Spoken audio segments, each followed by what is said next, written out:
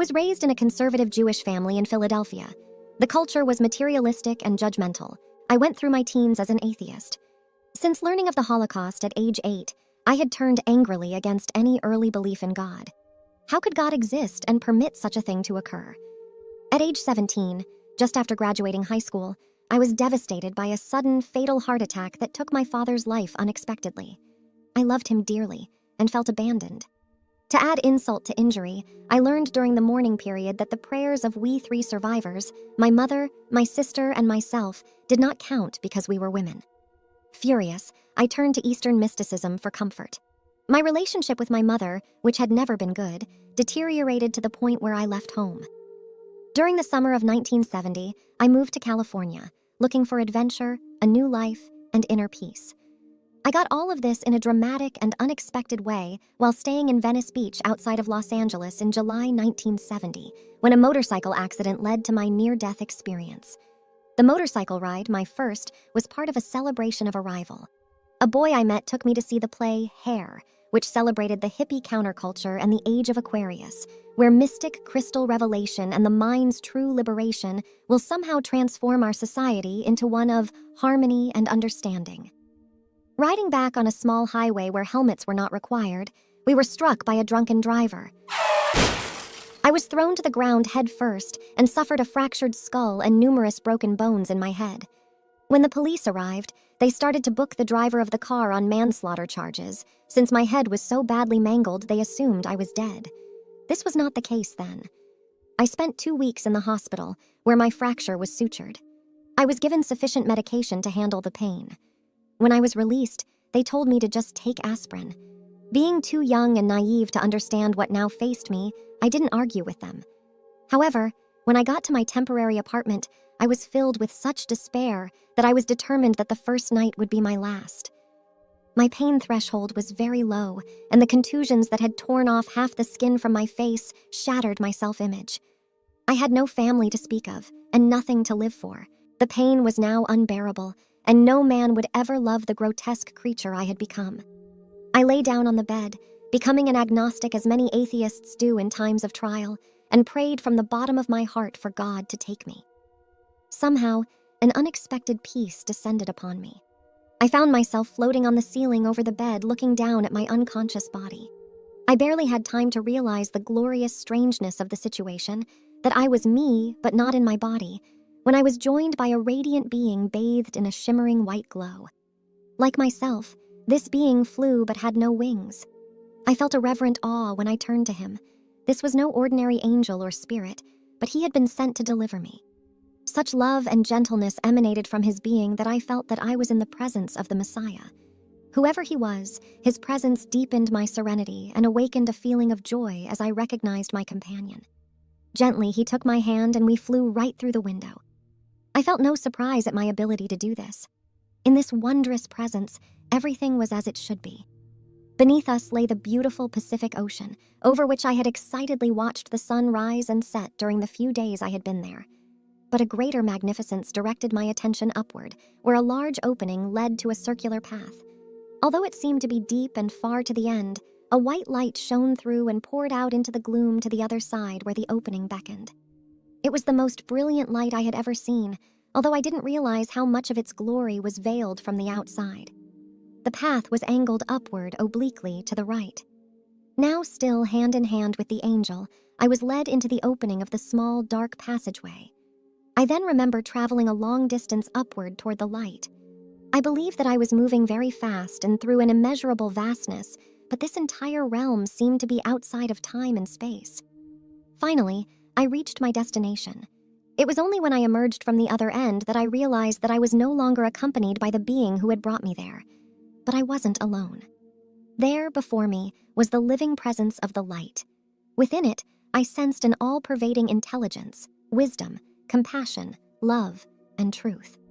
There was neither form nor sex to this perfect being. It, which I shall in the future call he, in keeping without our commonly accepted syntax, contained everything, as white light contains all the colors of a rainbow when penetrating a prism. And deep within me came an instant and wondrous recognition. I was actually facing God. I immediately lashed out at him with all the questions I had ever wondered about, all the injustices I had seen in the physical world. I don't know if I did this deliberately, but I discovered that God knows all your thoughts immediately and responds telepathically. My mind was naked. In fact, I became pure mind. The ethereal body, which I had traveled in through the tunnel, seemed to be no more. It was just my personal intelligence confronting that universal mind, which clothed itself in a glorious living light that was more felt than seen, since no eye could absorb its splendor. I don't recall the exact content of our discussion. In the process of return, the insights that came so clearly and fully in heaven were not brought back with me to earth. I'm sure that I asked the question that had been plaguing me since childhood about the sufferings of my people. I was deeply disturbed by first-hand reports I heard at my job in Philadelphia from shell-shocked boys no older than I was about the horrors of the war going on in Vietnam. I do remember this. There was a reason for everything that happened, no matter how awful it appeared in the physical realm. And within myself, as I was given the answer, my own awakening mind now responded in the same manner. Of course, I would think. I already know that. How could I ever have forgotten? Indeed, it appears that all that happens is for a purpose, and our eternal self already knows that purpose. In time, the questions ceased, because I suddenly was filled with all the being's wisdom. I was given more than just the answers to my questions. All knowledge unfolded to me, like the instant blossoming of an infinite number of flowers all at once. I was filled with God's knowledge and suddenly saw how the universe worked. It was so simple and beautiful over there. The feeling I brought back was one of interconnectedness of all things and the continuing unfolding of the unconditional love I had first rejected upon meeting this ineffable ground of life. What I'll never forget also was the feeling of being home, to the heart's forgotten longing, the center of the circle of infinity, the fulfillment of all our unspoken dreams. Yes, I was alive there, unimaginably so. The contrast is so great that I cannot even make a mathematical comparison. An imperfect analogy would be to compare our body's life essence on Earth to the flicker of a single candle, and the life coursing through the separated soul or spirit as the blazing forth of a sun. But my journey of discovery was just beginning. Now I was treated to an extraordinary voyage through the universe. Instantly, at the speed of thought, we traveled to the center of stars being born, supernovas exploding, stars dying, visions from the outside of galaxies majestically swirling through radiant space, including our own Milky Way. The impression I have now of this trip is that it felt like the universe is all one grand object woven from the same fabric. Space and time are illusions that hold us to our plane. Out there, all is present simultaneously. I was a passenger on a divine spaceship in which the Creator showed me the fullness and beauty of all of His creation. There was no darkness there, or between any of the objects. Every object was clothed in light and was alive, aware, and loving. The last thing that I saw before all external vision ended was a glorious fire, the core and center of a marvelous star. Perhaps this was a symbol for the blessing that was now to come to me. Everything faded except for a richly full void in which that and I encompassed all that is. Here I experienced in ineffable magnificence communion with the light being. Now I was filled with not just all knowledge, but also with all love. It was as if the light were poured in and through me. I was God's object of adoration, and from our love, I drew life and joy beyond imagining. My being was transformed. My delusions, sins, and guilt were forgiven and purged without asking, and now I was love, primal being, and bliss, and in some sense I remain there for eternity. Such a union cannot be broken. It always was, is, and shall be. Suddenly, not knowing how or why, I returned to my broken body, but miraculously I brought back the love and the joy. I was filled with an ecstasy beyond my wildest dreams. Here in my body, the pain had all been removed. I was still enthralled by a boundless delight. For the next 2 months, I remained in this state, oblivious to any pain. I felt now as if I had been made anew. I saw wondrous meanings everywhere. Everything was alive and full of energy and intelligence. The light and love filled every object, whether natural or man-made. Although in time this precious gift faded, I understand now that that's all that exists. In our fundamental nature, we are love, and we are each loved and forgiven in each moment. After the accident, my actions showed this transformation.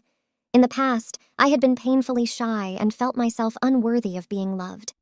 I went out with my head swathed in bandages and landed a job in 1 week, made many friends, and got involved in my first real romance. After the Sylmar earthquake in 1971, I moved back east and went home to my mother, with whom I became reconciled. I started college at 23 and graduated Phi Beta Kappa. Since then, I have married and become a mother, which I understand to be part of my mission. When I discovered the International Association for Near-Death Studies, IANS, in 1989, I finally broke the seal open on this hidden mystery and decided to share the gift whenever I have the opportunity. Like many others, I have become more spiritual. Those of us called to the spiritual quest have discovered that the door is already open and the mythical new cycle is here. We are all facets of the brilliant diamond heart of our Creator and of each other. What a wonderful time to be alive, to be able to talk about the truth and connect with the forgotten wisdom in other souls. Although it's been 36 years since my heavenly voyage, I have never forgotten it. Nor have I, in the face of ridicule and disbelief, ever doubted its reality. Nothing that intense and life-changing could possibly have been a dream or hallucination. To the contrary, I consider the rest of my life to be a passing fantasy, a brief dream that will end when I again awaken in the permanent presence of that giver of life and bliss. For anyone who grieves or fears annihilation in death, I assure you of this. There is no death, nor does love ever end. Modern physics assures us that matter does not die, but is instead transformed into energy. I see the body as a coat housing the immortal consciousness within. When our mission is complete, we remove the coat and take on our glorious form, complete with the full spiritual understanding we vainly seek during our earth days. Then, having graduated this temporary school, we get our report card in the life review, with extra credit for love, forgiveness, and service to others. Now we can continue on our journey unencumbered, free, and truly alive. Someday you who are reading this and I will be together in this realm of love, light, and unending bliss. That does it for today's video. Let me know what you thought about it in the comment below.